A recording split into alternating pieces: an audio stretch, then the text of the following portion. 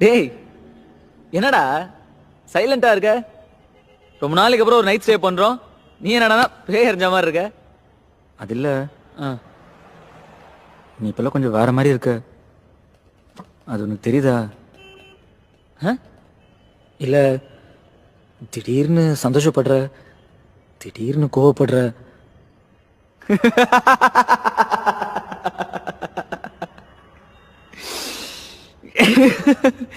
டேய் சந்தோஷப்படுறது கோவப்படுறது இதெல்லாம் செஞ்சாதானடா மனுஷங்க? ஆ? இல்லடா, ஆ. நீ ரொம்ப அதிகமா பண்ற. ஒரு மாதிரியா.